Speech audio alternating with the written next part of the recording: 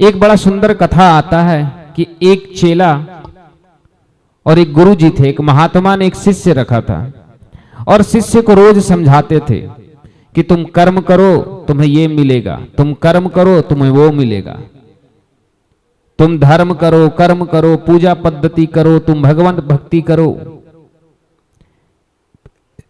एक दिन चेला गुरुजी के सामने बैठा, बोला गुरुजी मन में कुछ संशय है, आपसे एक प्रश्न करना चाहता हूं, क्या मैं करूं?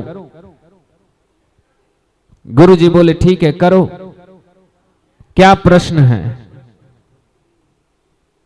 तो चेला थोड़ा सा हिचकिचाया और बोला गुरुजी आप कहते हैं कर्म करो, ये करो, वो करो, सब कुछ ठीक है, लेकिन मृत्यु तो एक दिन मेरी भी आएगी और आपकी भी आएगी। बोले हाँ।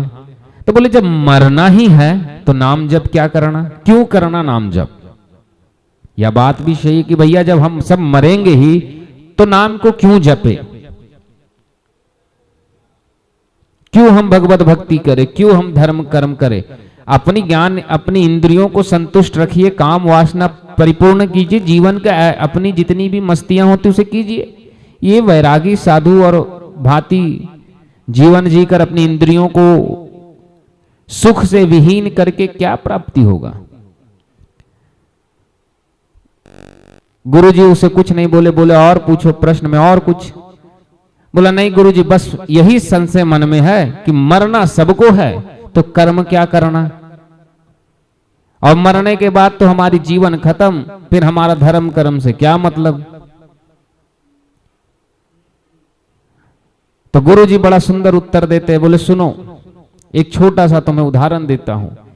एक बिल्ली अपने बच्चे को मुंह में लेके जा रही थी।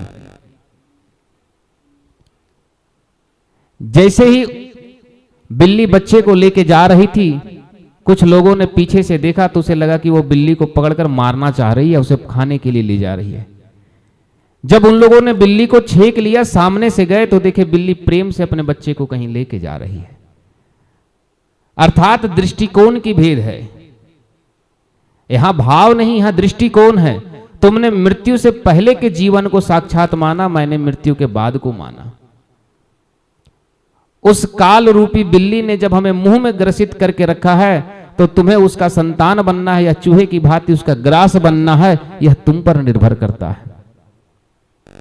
वह शिष्य समझ गया कि गुरुजी कहना चाहते हैं कि मृत्यु तो सत्य है, वह बिल्ली तो सत्य है कि मुझे मुंह में जकड़ेगी, लेकिन मुझे उस बिल्ली के पुत्र के समान प्रिय हो जाना है, अर्थात उस मृत्यु रूपे काल रूपी शंकर के इतने प्रिय बन जाना है कि वह मुझे मुंह से भी पकड़े तो शांति और प्रेम से संतान की भांति गोद लगाए। उस प्रकार से नहीं कि हम कुकर्म करें और जब मरें तो हमें उस चूहे की भांति मार दे बिल्ली, जैसे वह उसे भोजन करने ले जाती है। मृत्यु को तो ग्रास बनाना है, बस धर्म करोगे तो मृत्यु भी सम्मान करेगी, अधर्म करोगे तो मृत्यु केवल अपनी ग्रास समझकर तुम्हें रखेगी।